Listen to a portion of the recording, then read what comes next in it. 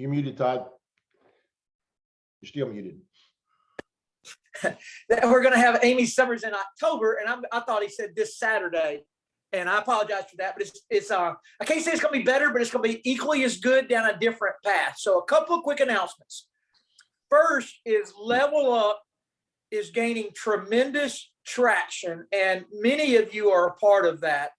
And I just commend you. I mean, these before and after pictures, the consistency of the post, really mind-boggling. Lorraine McFarlane, I saw her on there. Her mama in her 80s post every morning. It's like when I see an 84-year-old post in Level Up, I'm like, what am I doing? Get your butt outside and go for a walk. Drink your shade. Get the drops underneath your tongue. But and by the way, tomorrow night on Brent Palmer's Coaches Zone, there's going to be a massive Level Up training from the health standpoint. As a matter of fact, every single person that completed the first 60 days will be interviewed tomorrow night. And it is going to be, I cannot wait to hear that. I've been excited about it all week since I heard that it was coming. But this morning, we're going to talk about level up your finances. We are going to talk about, because there's two sides to level up. We want to level up our health and we want to level up our finances. And I've said for years that there's really three sides to life. You also want to level up your spiritual life too. We're just not training on that this morning. But today we are going to talk about leveling up your finances. And for those of you that are watching the video version of this, we are getting ready to interview a gentleman that used this industry. And our industry is called a lot of different things: direct sales, network marketing, multi-level marketing, direct to the consumer, social selling. It's all the same thing. What it is we take a product and we move it direct to the consumer through word of mouth marketing. And we are the middleman on that. And we build a team of people doing that. And the team becomes the middleman. And to give you a point of reference, if you had an energy drink, I don't care which one it is, you just call it Red Bull for a minute. Nobody on this Zoom has ever driven to the Red Bull warehouse to buy a Red Bull. As a matter of fact, nobody on this call knew who Red Bull was until they started spending not millions, but hundreds of millions of dollars on advertising. If you follow that energy drink, they sponsor everything, the X Games, you name it. There is no telling how much money they spend on advertising to give it a name recognition in our mind. And then after they do that, they then have to have a gas station to sell it. And the gas station makes probably as much on it or more than the Red Bull company does, because that's why the gas station is willing to sell it to us. They mark it up another $1.50, whatever it is. Well, guys, what we do in our industry, and particular with, in my opinion, the greatest company to ever be in our industry, New Age, we are going to become the largest social selling and direct-to-consumer company that has ever existed around the world. And what we do is, instead of advertising, or instead of paying the gas station or the dollar store or Walmart or whoever the middleman is we pay you. You become that middleman, and you sit in the middle, and you grow a percentage for sharing and advertising for them and connecting the dot for the product to the consumer. We have hundreds of products. But today, we're going to talk to a businessman that has used this model to create a wealth for his family. As a matter of fact, this is the book I'm reading right now. It says, this is not maybe exactly Chris, but this book reminds me of Chris. It says, I could have quit $10 million ago. And on here, it says, it also reminds me of how Chris has worked his business. It says, my obligation is to do the right thing in the right vehicle, and the rest is in God's hands.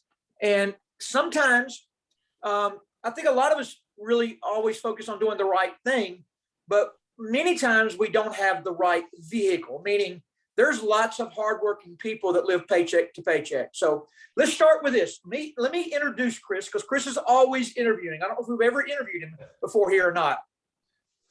But Chris literally is an author. Chris, if you got your book handy, he wrote a book called Dog Bit. And he'll talk about it a little bit. But he sold, I don't know if he sold 1 million copies, but I know he sold well into hundreds of thousands of copies throughout the years. He wrote that book well over 10 years ago.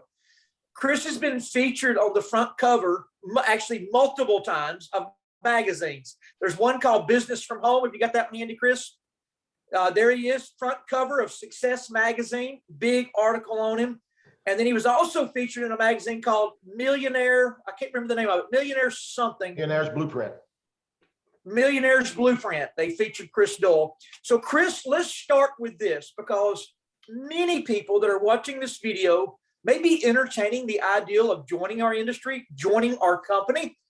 And, I think a lot of questions, especially in businessman's mind like yours, oh, that's what my wife does from home, or there's really no money in that, or they just don't understand the concept at all. So let's start with you. This is a real business. It is a massive business. We are a publicly traded company, and you are a real businessman. You went the traditional business route and you made millions in the traditional business route. But can you take us all the way back? Because I want to help people like me. I'm a football coach. I was not a business person. I had to develop. So let's go all the way back to your start in high school. Like, what flipped your mind that you were going to go into a vehicle that could create wealth, not pay the bills? Todd, it really does go back to high school. When neither of my parents went to high school. And so, but I saw them get into business for themselves, and when they did, they went from working and trading time for money to having their own business. And so I knew I wanted to be a business owner all my life. I mean, I knew that that's what I wanted to do from an early age. My parents started in business when I was about 9 years old. And so as I switched those gears, as I come up later, I never would have wanted to work for someone else. I always wanted to work for myself. And I can't explain everything that happened. And there's no way my mental mindset could explain what, as you grow up, how you get to that place. But yes, I was the kid that was not the athlete. I know you played sports. Brent was a sports guy. I was the bench warmer, but I was always the guy making money. I worked jobs. And so I was always about a dollar. And I hate to admit that, but it's just the fact that I was very focused on my success world more than I was maybe other things. And it was very important to me from an early age.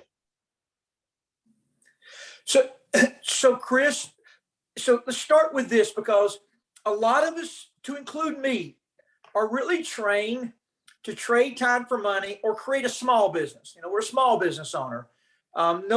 It's a whole lot better than being an employee in a lot of cases, because you can kind of create your own time freedom. But still, a lot of small businesses without franchising and creating leverage struggle to make income. So tell me the mindset. Like, when you went in, for those that are hearing this for the first time, Chris started a blue jean.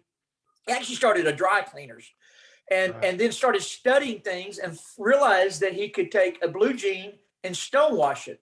And Chris, you can give us the details, but you turned that business into, you became the largest contractor of Lee jeans, and you became a multi-millionaire in that business. Todd, it's really not about reinventing the wheel. I actually, yes, I was in another conventional business. I was owned a real estate company, first Coldwell Banker office in Jackson. But I knew that was difficult. I was training my competition, is what I want to say. And then when I got into the stonewash blue jean business, very small in the beginning, but it really was about copying somebody else. There's a guy up in Union City, Tennessee, that was living in a $2 million house, and I literally just asked what he was doing. And I found out he was in that business for Levi. So I went out and tried to figure out how to do what he was doing. So I didn't reinvent any wheels. I wasn't smart enough for that. I just copied what someone else was doing and became a competitor for him and went after another company. And so, yeah, we employed over 400 people. Life was great.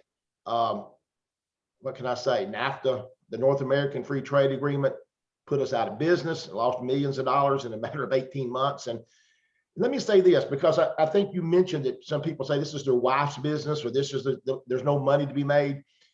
It never bothers me when someone's negative about our industry in the beginning, simply because it's lack of knowledge. In my case, I was that person. As you know, I did not really I was not interested. I didn't think in this industry. That's hard to believe. That's 20 years ago. And this is what I do now. And I would never consider going back to what I used to do. Someone asked me that just literally the last day. Last day I was with Jerry Wilson, and he said, would you want to ever go back to the blue jean business? And would you have wanted to? And he said, you just got blessed. And I said, I did. I got out of the blue jean business. He said, you might not even be alive today in the blue jean business, because there's so many things, so much stress factor involved. And so, sometimes, you mentioned God has a plan. In my case, I lost that company and I thought it was the worst day of my life. And yet it entered me into an industry that created something I already knew. One was leverage. I understood leverage because I had 400 plus employees. So leverage is what I'd already done, but no one was ever going to make as much money as me, which is always interesting to me when people, and I'm going to bring this up, people will say, this is a pyramid. I always crack up, but no, I own that. That's because when I was at the top of that blue jean factory, I picked my Porsche of the day. I had a couple of them at the same time. And I drove $100,000 car to work. And they were walking to work. And I hate to say that now, looking back on it, I was, really not a very good boss probably. So I paid them enough to get them to do their jobs. And then I was the one that was making millions of dollars. So there was no way, but I had the risk involved. So when things went south and things went bad, I lost my company. So back to what I wanted to say was I didn't really know about this industry. I mean, I'd heard of it. I'd heard somebody doing this and I knew the Mary Kay girl and all that, but I didn't really know anything about the industry and didn't think it was, I hate to say this, I didn't call it a real business in the beginning. That was a big mindset change for me. And as you know, I met you, football coach from Arkansas, and they're like, dang, he's doing pretty dang good. And wasn't the kind of money, and I hate to say this to a lot of people, is that I didn't join this to make $1,000. And I think, Todd, it's important to understand it. I looked at this business I studied it like I would a standard business, profit loss, risk factor versus return. And that's how I got started. And it's hard to believe it's been 20 years ago. You couldn't drag me away from the industry now because I sleep well at night and I work when I want, don't work when I want, decide when I don't. And I mean, it's just the way it works. I mean, it's the greatest thing in the world if you ever get past the hard part. And as you know, it was not easy for me in the beginning. I struggled.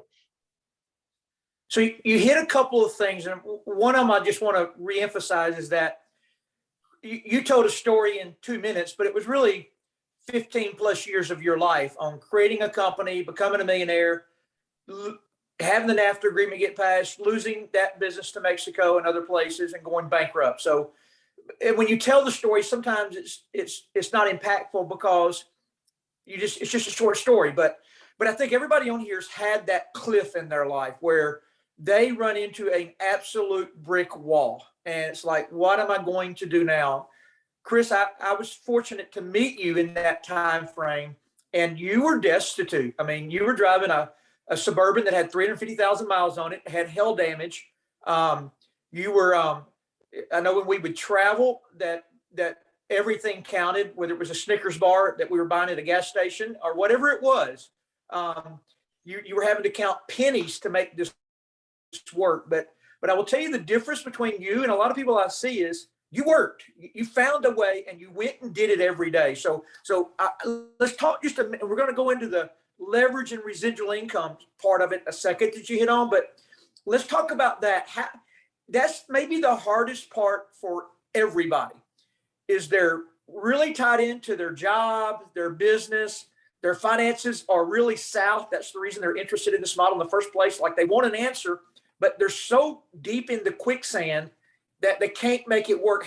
How did you, from a mental standpoint, overcome the place you were in life, your wife supporting you? I mean, just go through the whole gamut there of what you were dealing with at that moment in time. Wow, I didn't know you were going there. Okay. It's just one of those kind of things, Todd, that's hard to explain. You live a life where that you stepped across. I've talked about this. I've heard you talk about it as well, is where you step across and you begin to live a life where that it doesn't matter what something costs. I mean, you could buy $100,000 boat or $100,000 car. You don't think anything about it. That's where I was living. And then it was all taken away. And as you said, I was driving an old Suburban and I didn't know it. Listen, thought I was trying to find something to make me millions. And I guess I was to some degree, but I wanted to contribute in our life again. So in the very beginning, I just wanted to contribute again. I couldn't find work. I hated what I was doing. I was working as a bail bondsman and a bounty hunter, and it just didn't fit my personality. And so when I met Todd and I saw the industry, there was so little risk. I hate to admit I joined because there was so little risk. That to me, there was just no risk, but I knew it was going to take work. And so to hit on one other thing, and that is this: most people hear the story of the blue jeans and the factory and all that. They believe that I was just making millions within the first year. And that's not the way it worked. I started with 9 employees, 2,200 square feet.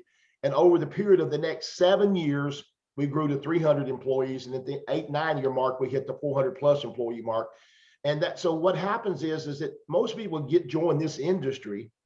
I didn't, expecting to get rich in 90 days or expecting to be at their work in the first 7 or 8 months. And so I think for me personally, it was like, I knew how real business worked. And that's, you know, you don't need to expect to make much profit for 5 years. We didn't. I didn't take a draw out of my blue jean factory for 5 years.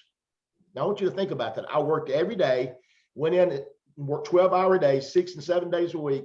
We ran 24 hours a day, and it took 5 years before I could take a draw, so I could take any money out of the company. Now, when it did hit, it hit. It is so much like our business. It is so amazingly equal, because you'll work this business and work this business and work this business. And yeah, here's the good news. I made more profit in this industry the first 90 days than I did in my blue jean factory in the first 5 years, because I didn't have much invested. So where I think most people make their mistakes is they look at something, and I think sometimes our industry is guilty of that. I think some people stand up and act like you're going to get rich tomorrow, and they paint this pie in the sky. And guys, this is a real business that takes real work and real time, but it's the most gratifying. I want to say that too, because I thought about that yesterday. I was having a breakfast in Jackson, Mississippi before I left town. I've made friends around the world. And you know, I've only got 1 friend or 2 friends left from that work for me. They didn't like me.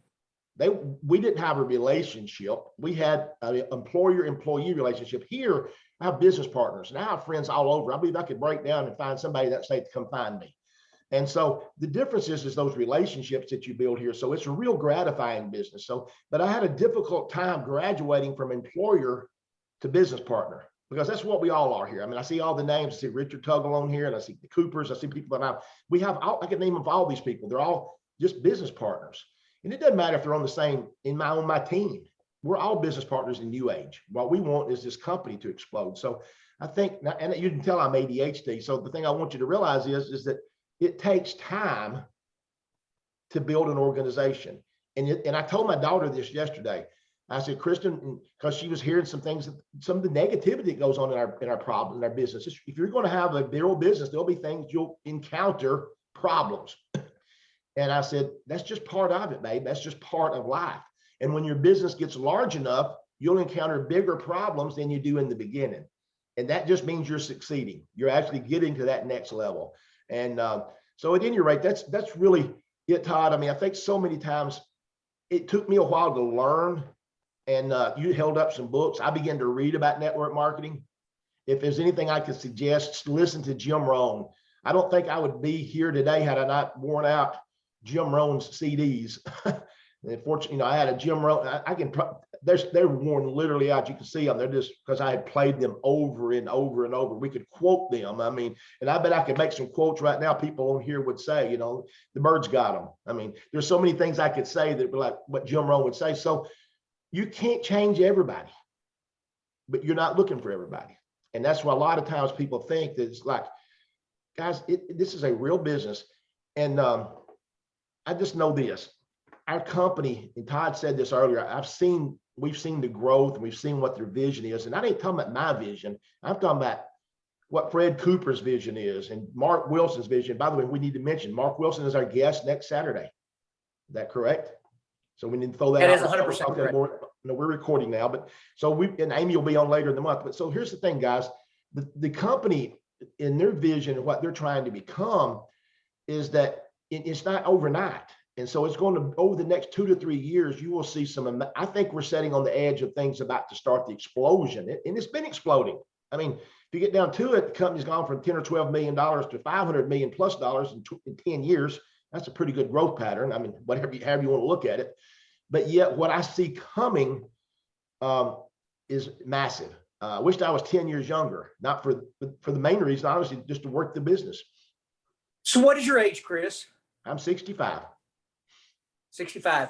So let's go back now. You entered the industry at a crossroads where you're really middle-aged. That makes you about 45, 46 when you got started? 44 when I started. So you spent and you didn't go to college. You actually jumped into the business world at 18 years old. So you had spent almost 30 years of your life in the business world, 26, 27 years. Right. And so 26, 27 years in, you find yourself worse off than you were at 18, because at 18 you were starting from scratch. At 44, you're $8 million in debt in a company that's closing and nothing you can do about it.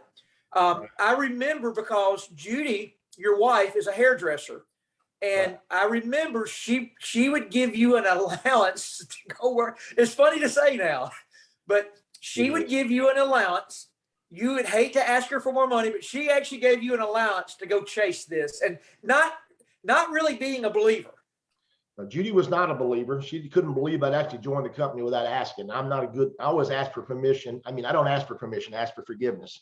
So I joined the company without telling her, and she couldn't believe I was going to do it. But let me say this, I've had extreme spousal support. She's been behind me the whole time. Even though she did not believe in the business, not believe in the industry, she began to question it too, because I didn't have a lot of success early. I was struggled. I think sometimes one of the things that bothers me when I go to an event and I speak and people don't understand that, I mean, I came very close to quitting. Matter of fact, I guess I did quit a dozen times. I just started back the next day because I couldn't see another alternative. So I would say it wasn't going to work and I'd start back. But as you know, Todd, as it began to work, I really began to realize that it wasn't so much about me. It was about, I learned that it was about my team. If there's one tip I can give anybody, it can't be about you. Even though I do it for my family, I don't want to make it sound like I don't. I don't want to sound like I'm this great person. So, but I will promise you, when it's about your team's success and you worry as much about their success as you do your own, good things happen. And so I had to get that mindset change. I saw it in you. I have to give Todd a lot of credit. He was my mentor. Looking back on it, he was still learning. He was still brand new too, but he knew more than I did. So we learned together. But at 44, I had never really worked for anybody else. I'd always been in business for myself, and we don't tell all that part. But the fact of the matter is, network marketing, once I learned about it and studied it and realized how huge the industry is, and how big the industry is, then the question was, how was I going to succeed at it? And it wasn't that simple a task. And I got better at it. I didn't learn. I think you and I have talked about this, Todd. I'm going to get off on something just a little bit. Those first couple of years, I think I was learning to be prepared for what was coming. I really wasn't ready for the big explosion. I was not there. I wasn't mentally ready. And then when it began to happen, I was a lot more prepared because I had done just what we're doing right here. I had plugged in, and we didn't have Zooms back then. You and I, we was traveling all over the countryside doing this every Saturday morning. I was in some city every Saturday. I don't know how many years. I really don't even remember, but and you did too. And I can say, I'm sure Brent Palmer did. We go down this list and name them up. We were in some city somewhere. If I was either there to listen and learn or teach. And in the beginning, it was all listen and learn. And then I began to one of the people that they wanted to speak. And I still laugh about that. Like when I finally got asked to be one of the trainers, it was like, wow, that was a real cool thing. But that's part of the process. And but Todd, the thing that really, I see people tell me all the time that, this is their answer, and they prayed to God for this, and then 6 weeks later they won't answer your phone call. Well, that's me too. You think that's happening just in your business, and I see these names across here. I don't want to call anybody out, but they'll say, why did my person quit? All of us have had that, and you can't change that. I mean, that's just something you don't even need to try to change. My funny part, my family. Think about that. I mean, my daughter watched the business for 19 years and didn't even want to do the business. And now after 19 years, she's decided and gone serious about the business. And I think I wouldn't let my daughter do this business unless I believed it was the best thing for her. Listen, I might do a lot of things, but my baby girl, listen, I got 2 kids, but I mean, everybody will tell you she's a daddy's girl. I mean, no question about that. I think Todd knows that, Brent knows that. And for me to tell her that she is at a very special place in time, and this is a time she needs to do, you want to do something special, if that's what you want. This will not be easy, and I've never told her it would be, but I'll tell her it'd be worth it. I've told her that many, many times, but she's seen it. So there's where the problem lies, is right here. That little bit of real estate right here between those 2 years is the tenacity. I've never been good to work out. Kristen's an exercise freak. Todd is too. Todd loves to exercise. Y'all know I hate it. Kind of a joke. Betsy Watcher posted something. I thought that was me working out because the guy favored me. I'm like, no, that's not my daddy. He looks too happy. So the thing is, though, when it comes to my business world, I'm very consistent. I mean that honestly. Every day. When I call not working, somebody is, I'm still doing more than most people when I'm resting. I mean, I just do more. I just try to constantly. I do something in my business. Even now, I don't have to do as much as I used to. I'm constantly doing something in my business every day.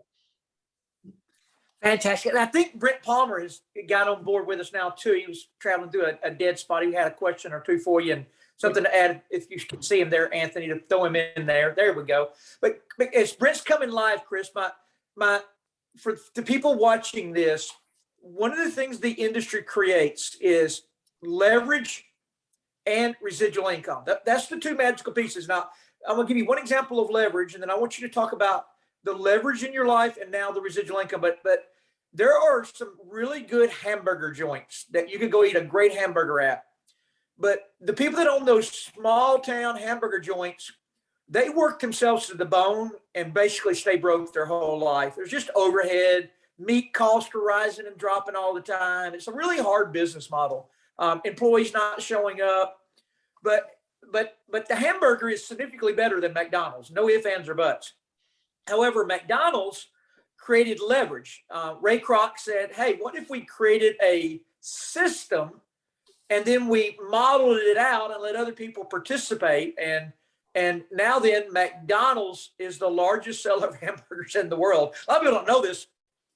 Waffle House sells more steaks than Outback or Lone Star. Why does Waffle House sell more steaks than Outback or Lone Star? Because they have more locations. So our whole business model is a franchise for free that we all have equal sharing power. And then as we start selling these products around the world, it creates the residual income. So if you don't mind, Chris, talk about those two things that you created in your life and what that means to you now. And then Brent, we're going to come to you. If you want to add something on the residual income and leverage, and then if you got any questions for Chris or anything to add. Todd, I think that what you've just hit on is probably what most people never understand. And I didn't. The word residual income was very foreign to me. I had even though I wasn't trading time for money, I'd understood leverage. I knew that business ownership. And so we were run 24/7. So my business was open 7 days a week. And I had debt, millions of dollars in debt. So the stress factor was always there. I actually talked about that. I would hate to know that I had to have 400 employees right now. In today's market, I saw where nobody wants to, there's just so many jobs and people aren't taking them. I would hate to be competing. That's what Jerry and I talked about yesterday, is that how hard would it be to get people, because our jobs weren't the best to work on. But the residual side of things, that's something I didn't understand. I can assure you, I have never received one more check from Lee Jeans since we stopped doing work for him. And so the difference is that when you ever get to the point, and I was laughing because, listen, I'm like anybody. I don't care how long you do this. The first thing I do on Thursday night or Friday morning is to see what my paycheck is. I can't help it. It's just what I have to do. It's just, I got to look. And it varies just like any business, but it's very stable. There's a certain amount. And I realized that, most people do not understand that whether I decide to do anything or not, there's going to be a certain amount of money coming to my bank account on Friday. Now, this coming week, I've got my grandchildren. They've got fall break. I've taken the week off. I'm taking them to Knoxville to see a football game. I'm taking the whole week to spend with them on fall break, but that's not going to affect my paycheck. And I didn't have to call and ask anybody if I could do it. So the biggest thing that I think people don't understand, this is what Kristen, my daughter, actually brought up. She said, what I never understood is that I still have to be at Atlas Fitness. I still have to train people. I still have to show up for those classes. I still have the overhead. What Dad figured out was, you don't want that. You've got residual built up, and then, so I never want to act like this was easy. There was work, and it'll be consistent. It can be very frustrating. It can take time, but once you ever get it over the hump where it's paying you, gosh, I can't understand how people get so frustrated. I'm like, they're saying I'm not making that much, and they made $1,000 one month. Guys, some people work 35 years to get Social Security, and it pays the average is $1,200 a month. So it took them 35 years. Chris, I got to say one thing there. Yeah. I got to say one thing. I have people literally making $300-$400 a week in residual income, and they complain to me they're not making money. And it would take, in today's world, you'd have to have $1 million in the bank at the interest rates today to draw $300 or $400 a week in residual income. And it's more than Social Security is going to pay a lot of people at a certain age. So it's a small amount of residual is a whole lot of money because it pays you for the rest of your life. Yeah, well, I want to throw this in before Brent comes and asks me his, my financial planner, because I do some things outside of my business. I've asked him to put a value on my business, and he said, I'm not sure I know how. He said, because you don't have any overhead, you don't have any basis because you didn't have any investments, all in you only got sweat equity. And he said, yet it pays you all this, it's amazing how the attorneys that I've been dealing with, because I'm older, so I've set up a will and making sure this is trust funds. And so they're overwhelmed when they look at the residual income, and it's because few people understand residual income. And that's just the bottom line. And you mentioned, Todd, $300 or $400. Obviously, when that comes into the thousands of dollars or, hundreds of thousands of dollars annually, it's hard to explain to somebody what that means when you don't have to. If you want to, I love to work. I don't think I could, Todd, it. I'll tell Todd all the time I want to retire. And he's like, you can't, you enjoy it too much. And he's right. So, but the good news, I get to do it on my own terms. There's a difference. Like I'm taking off this next week to go with the grandkids. That doesn't mean I'm not going to answer text or phone calls. I may be on a Zoom or two while I'm gone. But where in the world could you go and have we used to call it a home-based business. Guys, it's changed. Now we're a phone-based business. I mean, because with an iPad and a cell phone, it doesn't matter where I'm at. I can work. And so now I can travel and do the things I want to. Well, look at Coach Palmer. He's on his way to a volleyball game. He may be already there. Yet he can be on this Zoom this morning. I don't think he could miss it. I think he's as addicted to this part of the fellowship and the relationships as I am. He's an animal when it comes to Zooms. I've never seen anything like it. I was on his Zoom yesterday morning. By the way, one thing, Coach, I'm going to tell you, these Zooms you do on every morning, people ought to be plugging in every day. I don't do it enough, but I was listening to yesterday. And what was so funny was your word yesterday was listen. Did you know that's what's so funny is I didn't say anything, but I don't listen well. But I had written it down. So you look right here, I need to start listening more. So I pulled a nugget right out of Coach Palmer. I'm like, I don't do good listening. I like to talk. It's a habit. Brent? Chris, I'm sitting here. I'm listening this morning. Can you hear me okay, Coach? Yeah, we hear you. So I'm listening this morning, and one of the things that I love is you're kind of giving, vision, but also vision with wisdom of the past. And one of the things, and I'm going to ask you a question, Chris, but one of the things that Todd said, talking about McDonald's, if a lot of people look at McDonald's today, they do have an amazing system that's allowed that franchise to be so successful. But one of the things that's so impressive, if you dive into McDonald's and the franchise, and I'm kind of a nerd, I love to do stuff like that, is they're really masterful at being a real estate type of franchise opportunity. And what I mean by that is when they put a McDonald's in, think about your area. They put it in the best part of traffic flow. They know exactly the eyeballs that are going to see those golden arches. And when I look at our opportunity, Chris, I have a big smile on my face because, yeah, there's challenges with growth. Think about being a kid, and as you got older, man, you're like, what is going on? And you're growing like 4 inches during the summer. It's painful. And we have had some painful moments through expansion. But at the end of the day, when I look at McDonald's and the success they've had from getting into the law of large numbers, getting into the law of eyeballs on the golden arches, that's really what made them massively successful. And we're sitting in a ground floor company right now. And when I say ground floor, I'm talking about brand. I'm talking about name recognition. No one, it's kind of like before anyone knew the Golden Arches. You don't need McDonald's. You don't need to see McDonald's to know it's McDonald's. You just need to see the Golden Arches. Right now, we said to where no one in the world knows our brand. No one knows our name.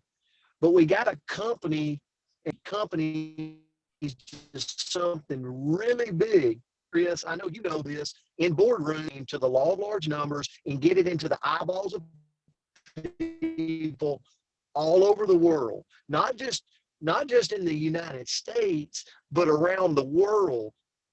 Because, and going back to it, I hope you get this big picture today that Chris is talking about, because when you sit at that moment to where no one knows your name, but you've got the power internally to get your name and your brand out to the masses, that's where massive residual income is created. That's where massive wealth is created.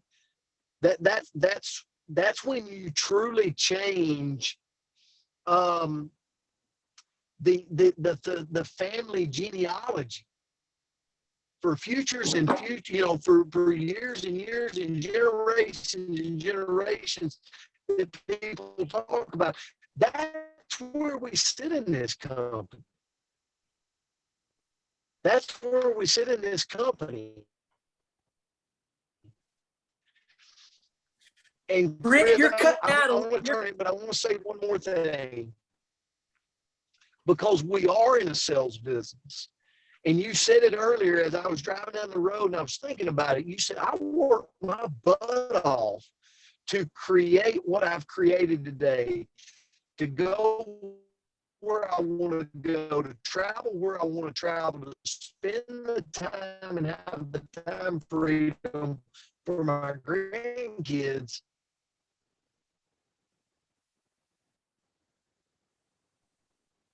Am I cutting out? Big time.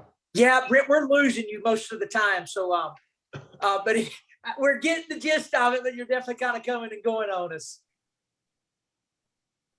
Chris, let's go back and we'll kind of make this the last question and everybody kick off their football Saturday or fun Saturday or whatever it's going to be. But so Chris, just tagging on to what Brent was saying, that hey Chris, everybody recognizes the Archers. I am so sorry. I'll let y'all take it. Chris, the biggest thing is the big picture.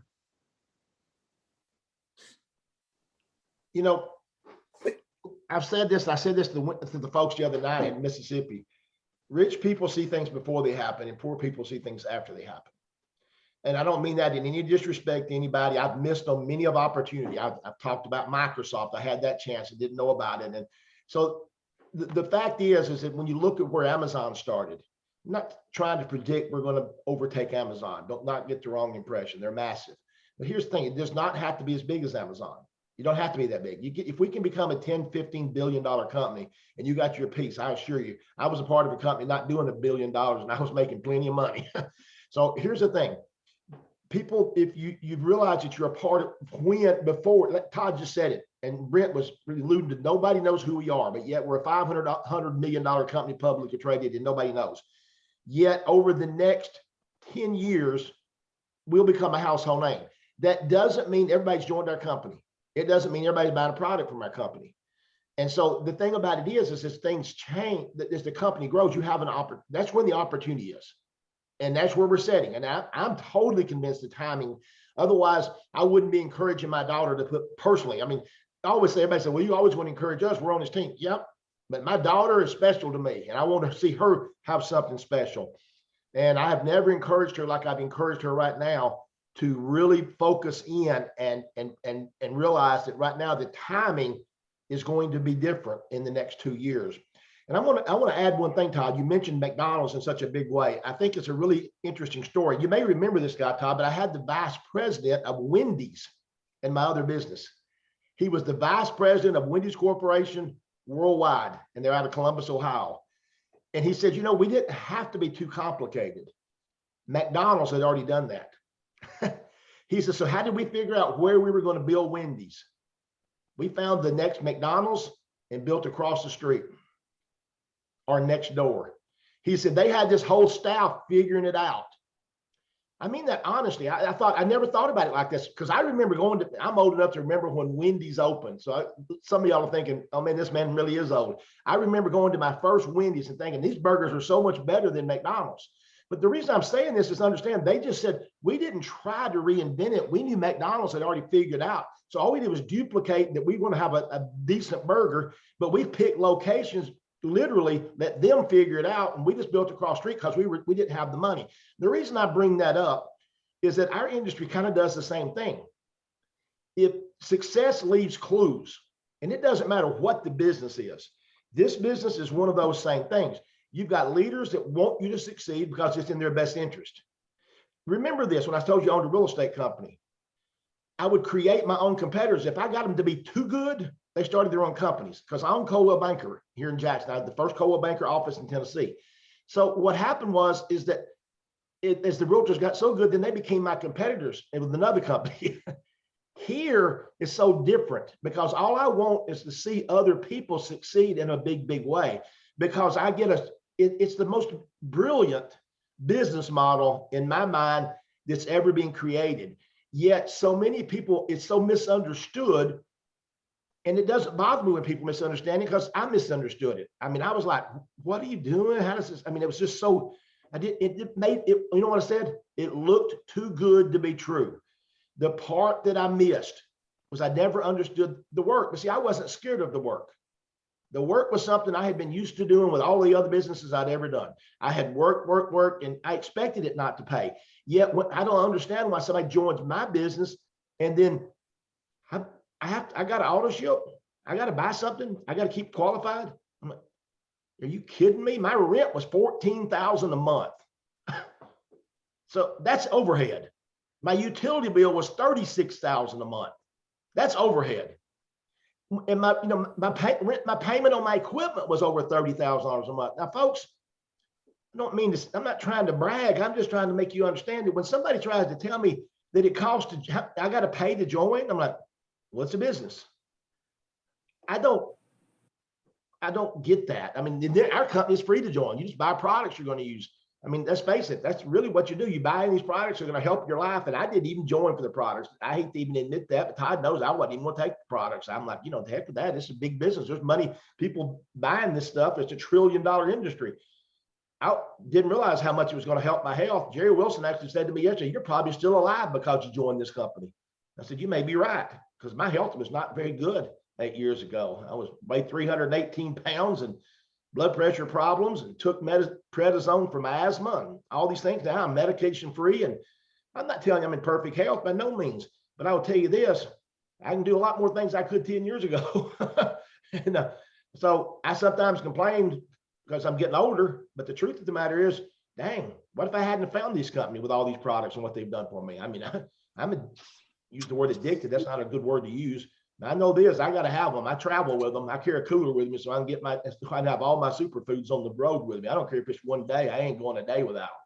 But go back to what you were saying, Todd, and that is the big picture where we sit. We talk about the big money, but I want to also say this. Tell me what it would mean if you were making $2,500 in residual a month. Let's take that to another level. What if it was $2,500 a week? Okay. And here's the thing, that wouldn't have appealed to me 20 years ago, because that's not what I was looking for. But a lot of times you've got to start with that beginning thought pattern, is that what am I looking for? And if you'll just stay the course, and where most people make their mistake is they get frustrated and they want to work their business. I see it all the time. They see this one they work on one person, and then that one says no, then they start working on one more person.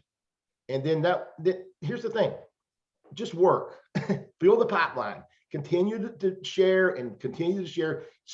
My sister, I hope she may be on here and I'll get in trouble. She's coming to Salt Lake City. I've been in this industry 20 years. So you would think they would know this would work. I mean, They've watched me live the lifestyle, make millions of dollars in this industry, yet they still never engaged so much until recently something changed and she is engaged.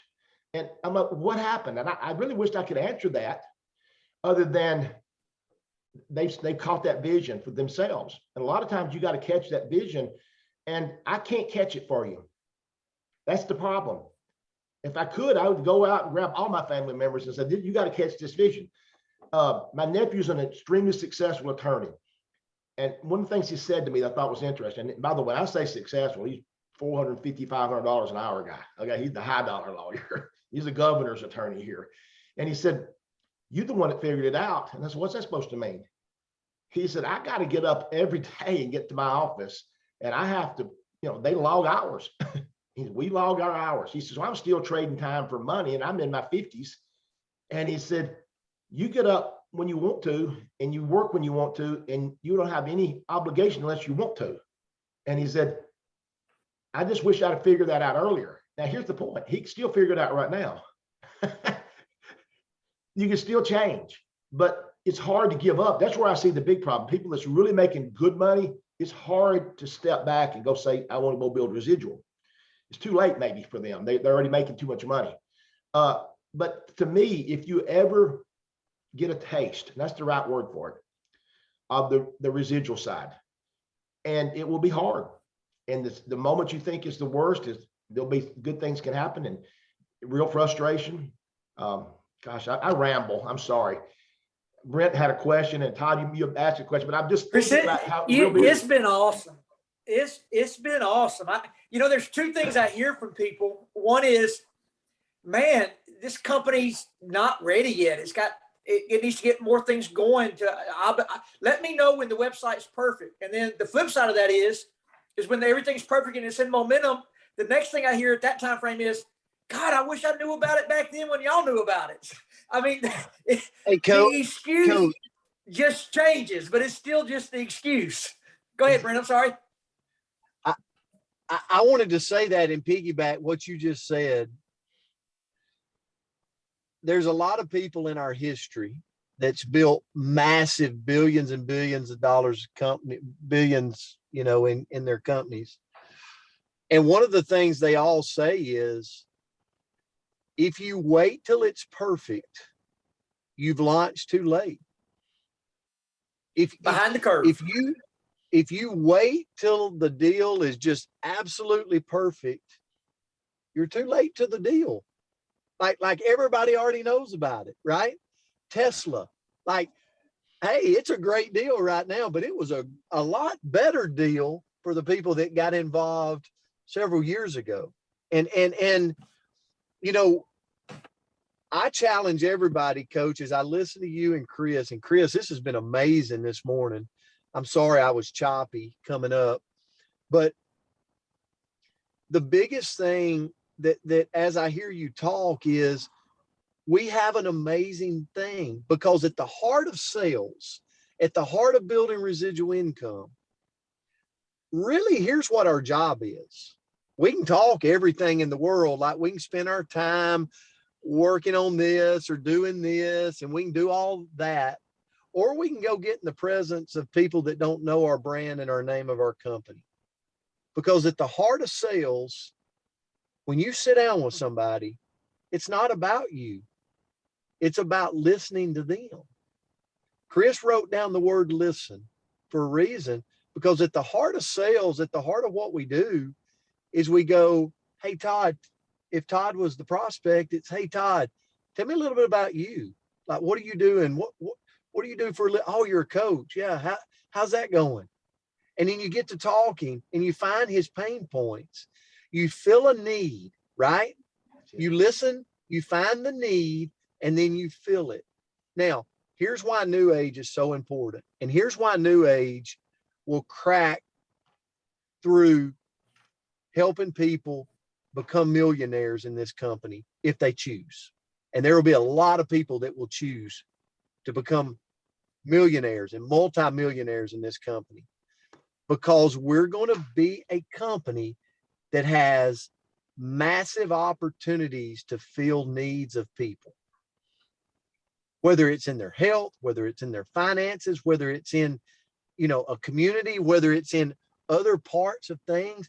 We're going to become a company that when you sit down and someone starts to tell you what their needs are, your company is going to have the ability to say, you know what? I think we might have the thing for you. And when you've got that, you've got gold when the world does not know about it. So, Todd, I just wanted to, as I was able to sit, I was able to hear the whole thing between you and Chris. It just, man, I got goosebumps on my arm for where we're going, over the next 5, 10, 15, 20 years. So exciting. Let me add something to what Brent said. He was talking, you said, Brent, about being perfect and waiting for it to be perfect, or maybe Todd said that. I got news for you. I don't care what company it is. The only difference is they look successful. They still got problems. Tesla will I assure you, start talking to the people that's running those, they'll say, we ain't so perfect inside. I can promise you this, in the blue jean business, everybody saw the success. They saw me driving that Ferrari to work, but they didn't know that there was also headaches. There was problems. There was things to handle. That's different than what we have here. I don't mean that. It's just that if you wait for something to be perfect, you'll wait your whole life. Man, been married 41 years, and I assure you, there's many times when I'm ready to kill her. She's gone right now, so I can say that she's gone. I know she's not on here. So, and I don't think anyone on here would tell her I said that. But here's what I also tell you. Bad example. I'll bet you the same thing will hold true for her. She's ready to kill me probably more times than I'm ready to kill her. Okay. It's safe. Yeah. But I'm just meaning it's just life.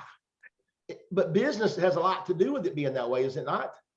So there's going to be diamond days and there's going to be cold days. But the key is that, like you said, we're in an early stage of where we are. In 10 years from now, things will change. There'll be, when you talk to somebody, they're going to say, I'm actually buying from those products. I'm actually seeing that a little bit now in my area. I mean, people walking in, I realize that Kristen's been selling products. I didn't even know it. I was going into somebody like, oh, I've been buying this burn from your daughter. I'm like, oh, okay. I didn't know. Y'all, it's kind of odd because those little things, but in 10 years, you'll run into somebody who's drinking a Blue Frog too, or you'll see them with whatever it is, whatever product that we have. And they'll say, I didn't have any idea that you were using that. Or I didn't know you got involved. Then maybe you're living 2 doors down. That's what will happen to us. I've already experienced it with one company where that happened. The difference here is this is going to be way more massive because it's designed to go worldwide. I didn't understand that in the beginning. If you really understood the big picture and that you want to be able to build, not just in the United States, not just in wherever you are, Canada, guys, I don't even know. I think we've got probably 1,500 people on our team from Australia. I've never been to Australia, but I plan to go if I ever get these things where I can get travel easier. But the thing I want you to understand is that it ain't ever going to be perfect. It's just, but dang, it sure is pretty close right now to me. How can I say it's not perfect when I got up this morning and auto ships had hit and it's like, well, another good week started. You get my point is that it'll never be. If you're waiting for perfect, I think that's what football coaches will be the perfect guys to say that, wouldn't it? Nick Saban. I shouldn't even be talking about Nick Saban with my Tennessee shirt on. I have yet to see him say they win 50-0. He's going to say, we just didn't play very good in the third quarter. So they're always looking for better, right? So in new age, it's going to be the same way. We're guilty right now. We got all these great products. We got the best pay plan in the industry. They got our backs. They answer our calls. We talk to the owners if we want to. I mean, they're going. Yet I'm guilty of saying y'all need to be doing better.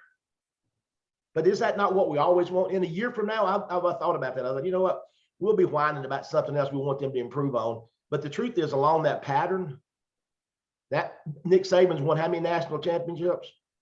And every Saturday he's complaining about how they played. I just think perfection is never totally achieved. And for all of us, it's just changing your life. And I want to make this one statement to everybody. I can't make you go do something, but I want you to know that I believe you're in a blessed position here. Todd knows that I believe that I prayed for something back when I first started in this industry. I prayed for something to happen. I was in a bad place. And some of you may know that, but I was in a bad place. But sometimes we pray, we want it to come the answer the way we want it to come. I was guilty. Okay. I wanted it to come in this other way.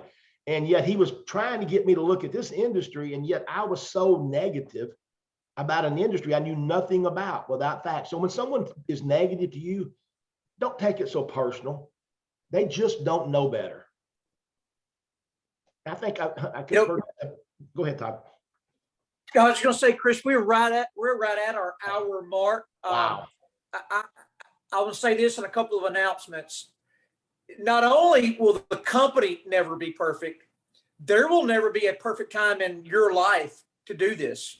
There's always obstacles. I mean, always. I mean, there's just never a moment where everything is perfect and it's like, okay, it's time to build.